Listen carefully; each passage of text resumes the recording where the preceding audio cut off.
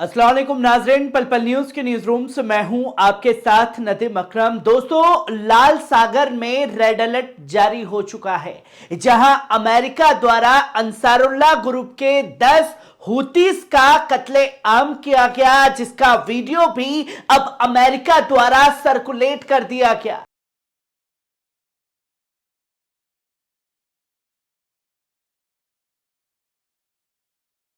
जहां अमेरिका ने यह साफ तौर पर बताया कि उसने हुतीस के 4 जहाज जो पूरी तरीके से अमेरिकी जहाज को कब्जे में लेने वाले थे, उनके ऊपर हेलीकॉप्टर से गोलियां बरसाई, जिसमें 3 जहाज को वहीं डुबो दिया गया और एक जहाज जो है वो भागने में कामयाब हुआ है, जिसके चलते 10 हुतीस का कत्ले आम लाल सागर में पहली मर्तबा किया गया है। और जब पहली मर्तबा इस काम को अमेरिका द्वारा अंजाम किया गया है, तो यमन के खिलाफ दुनिया भर की फोर्सेस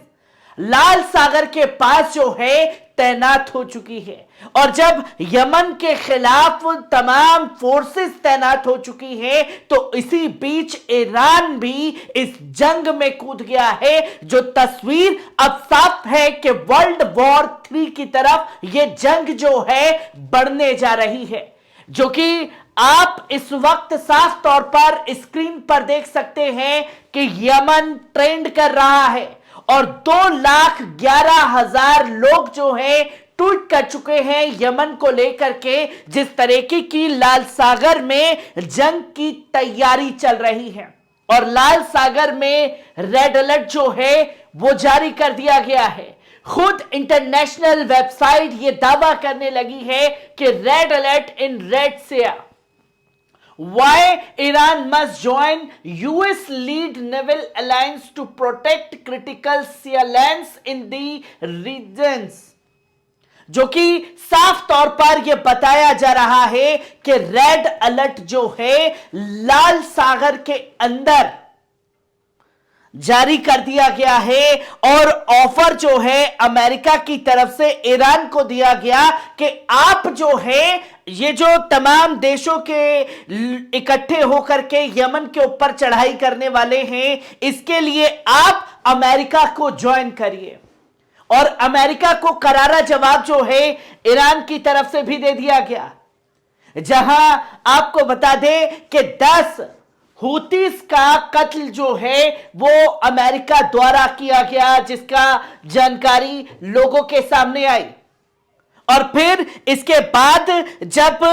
अमेरिका द्वारा ईरान को एक ऑफर दिया गया कि आप इन तमाम जो जंग चल रही है और जो खतरे की घंटी लगातार बज रही है, आप अब हमें आकर के ज्वाइन कीजिए। पर ईरान ने अमेरिका को आईना दिखाते हुए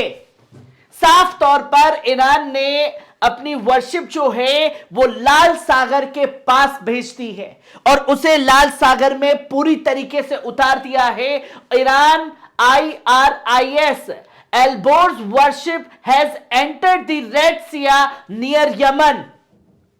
जो कि ये साफ तौर पर बताया कि ये जहाज जो लड़ाकू जहाज है वो लाल सागर के अंदर तैनात कर दिया गया है अब यमन की हिफाजत के लिए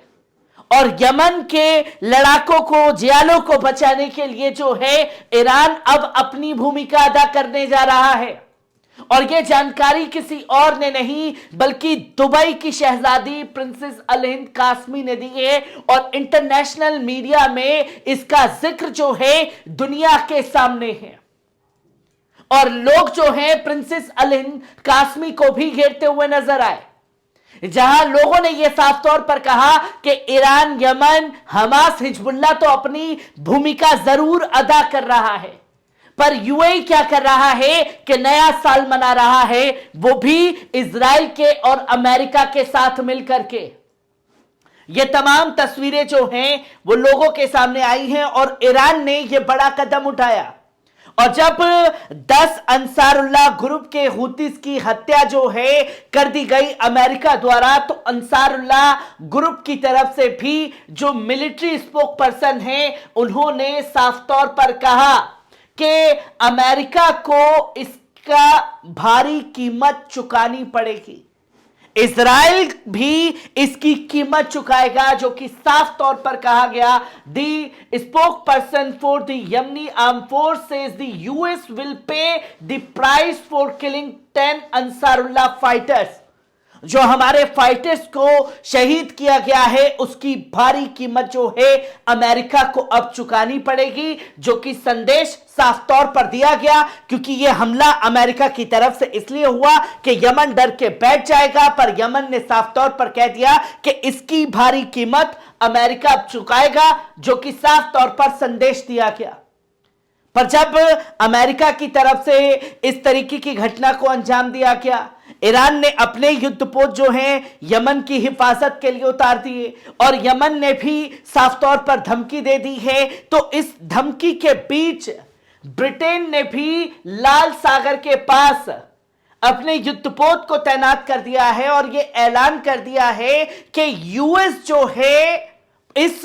पूरी जंग को लाल सागर के अंदर लीड करेगा और बैकअप जो है वो खासतौर पर ब्रिटेन अभी शुरुआत में देगा। और ब्रिटेन यमन से लड़ने के लिए पूरी तरीके से तैयार है, जो कि जानकारी तमाम चीजों की सामने आ रही है। और सिर्फ ब्रिटेन ही नहीं, अमेरिका ही नहीं, इजराइल ही नहीं, बल्कि 20 देश जो हैं इसमें खुल करके सामने आए हैं, जो कि एक रिएक्ट के तौर पर देखा जा रहा है। 20 देश सामने आए हैं। तो वहीं इंडियन नेवी ने भी यह बड़ा ऐलान किया कि उन्होंने जो ड्रोन हैं, जो मिसाइलें उनकी तरफ गल्फ ऑफ अदान में फेंकी गई थी, उनके ऊपर मारी जा रही थी, उनके जहाजों को टारगेट करने के लिए, उसे उसने पूरी तरीके से डिस्ट्रॉय कर दिया है। वहीं UK, Bahrain, France, Norway and other countries जो हैं वो लाल सागर में इस वर्ल्ड वॉर 3 में शामिल होने के लिए पूरी तरीके से तैयार हैं, जिसकी तस्वीर लोगों के सामने आई है, जहां बैलिस्टिक मिसाइलों का इस्तेमाल किया गया और तमाम चीजों का इस्तेमाल किया जा रहा है और खतरनाक जंगी हथियार जो हैं वो अब हर तरफ से तैनात होने लगे हैं।